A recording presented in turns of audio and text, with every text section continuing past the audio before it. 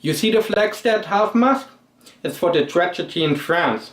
A really bad thing. But the whole reaction is a little bit hypocritical. Because at the same time, about 2,000 people were killed in Nigeria, also by a fanatic Islamic group. And nobody in the world and the media cares about them like they care about those dead people in France. I don't want to say, well, it seems like some people when die by a terrorist act are more worried than others. And the politicians that marching there are the most hypocritical of all. They march there for the freedom of society and freedom of press and so on, but still ban journalists and media access, send journalists to prisons and so on, spy on newspapers, and then they march there for the freedom of press? Hypocritical at all. But what do we expect? They are politicians. Merkel is also showed up in France, in Paris, on the March of Freedom. But at the same time, German courts forbid demonstrations to show those cartoons. Anyway, there were some newspapers in Germany that dared to print those cartoons after the attack. And some of them get attacked. As far as I know, one case that some people light a fire in the newspapers building. So, and also often the politicians criticize Charlie Hebdo often to don't show offensive cartoons at all. But now they're for the freedom of press. And the next thing is the reaction that from Merkel again, that they said Islam belongs to Germany. I don't think so. And my question is, what kind of Islam? Those fundamentalistic Islamic terror Islam? No. And also, what kind of Islam? We have to create a definition. What is Islam? So much is Islam. People see different things in Islam. And for sure, Muslims that live in Germany belong to Germany. Like everyone that lives in Germany belongs to the German society in some way. And I think also the reaction of the Muslim world always, oh, it's not Islam, is kind of strange. What else is it then? When people commit crime in the name of Islam, in the name of Allah, and have the holy book, the Quran, with violence parts written in this book, have imams that preach those violent parts, then for sure it's Islam. It doesn't mean that it's every Muslim. There we have to separate. And this is as long as the Muslims say it's not Islam, they deny the responsibility and the arguments and the discussions about those problems. Most Muslims live fine and don't make trouble at all. Still, there is a hardcore bunch of fanatics. And it's with every religion and every society has faced tweets. Then also political fanatics. And this is religious and politics fanatics go often hand in hand. The problem with Islam, in my point of view, is that you can joke about the Pope, about the church, about Jesus, and be offensive with cartoons, books and movies. The Pope will never release a fatwa that allows to kill people. Still in Islam there are imams that allow and release fatwas that say if you offend the Prophet Muhammad, you should die. Nobody should die because of an offensive cartoon. For sure you can be offended by those cartoons, but it doesn't give you the right to kill anybody for it. If your God will be offended by it, he will judge the people anyway. So people have to understand that in Europe we have some rights, some freedom, and when you come to Europe, because you have no freedom in your home countries, you want to share the world and everything that Europe has to offer, it's nice and you're welcome. And most immigrants don't make problems.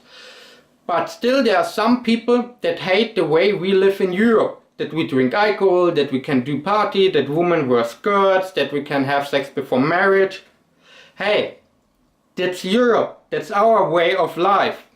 And when you cannot accept it, then just leave.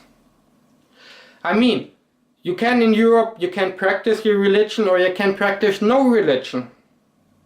But to say Islam is part of Germany is the wrong thing, because politics or the government should be separated from religion. Religion is a private issue. And you can practice your religion or you cannot practice your religion. People can choose the way how they want to live. And nobody treats you, but also you shouldn't treat other people because they live a different way of life. And that's just what Europe about.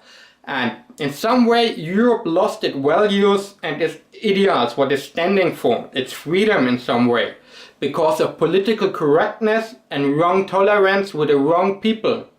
Often, mostly Muslims, or a few of those Muslims we have, get offended easily. And then European politicians say, oh, we don't want to offend you. But we have to make a stand and a line. What are our principles? What are our values? And we will not cross that line. And if you don't like it, you can leave anytime. But if you like it, you're welcome. And also, often, a lot of Muslims say, oh, it's bad that those people get killed, but it's in some way their own fault because they insulted Islam and the Prophet. Nobody deserves to die because of something like that. And Muslims get offended really easily. But did you also know that most Muslims die by other Muslims?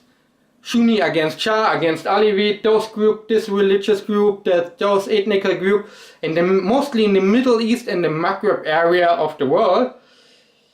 Those Muslims, they have a lot of struggles and fight each other. It's not only because of Islam, it's also resources, youth bulk, young people that have no jobs and no future and so on. There are many things coming together. Still, the problem with Islam in general is that there is a denying culture of responsibility. They always blame colonization or the West in general, or they blame offensive cartoons. But they never take responsibility that some fanatic Islamists refer to the Quran because the Quran has violent parts in it.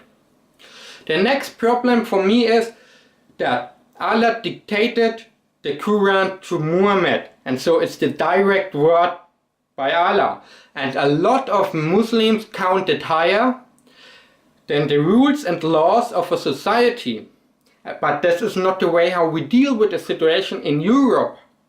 If you want to go to a country where the Sharia or whatever is the official law, you should go to those countries, not coming to Europe and complain that it is not like that. And the greatest creed we have is not the Muslims, that are the fanatics Muslims. You may say they misinterpret the Quran, but still, as I mentioned, there are violent parts in the Quran. And as long as the Islamic world don't go to developing projects like Christianity, there will be those things, those terrorist attacks. We had crusades and burning witches, and Christianity has a long violence history, and every religion has a violence history, some more, some less. But as I mentioned, the Pope will never release a fatwa that allows to kill people. It only happens in Islam. So it's an Islamic problem. If Muslims deny those facts, it will no solution for this problem. And more people will suffer and die. So, and we also, the politicians' reaction is also, oh, it's more civilians and so on. And then I think it's crazy that those attackers in France were already on the spot. They didn't know about them, but they did nothing. So we don't need more civilians, as it seems for me. It seems like those civilians we have didn't work well, and they should fix this problem first, and not make a growing surveillance on the ordinary citizens. And we shouldn't be divided by those politicians and media that spread hate against Muslims, and we shouldn't be divided by those fanatic Islamists that spread hate against non-Muslims. Because most people in the world want to live a peaceful life and see the children grow up. And we have to stand together and don't listen to those fanatic imams and hate preachers, and also to the crazy-minded journalists and politicians that go nuts about such case. So stand together, remember, use religion for personal development to become a better human being. Don't treat others and don't force others to live the way you want to live. And keep in mind, we are all humans and we have something in common, and the humanity, mankind is connected, and we should remember those connections to make a better world.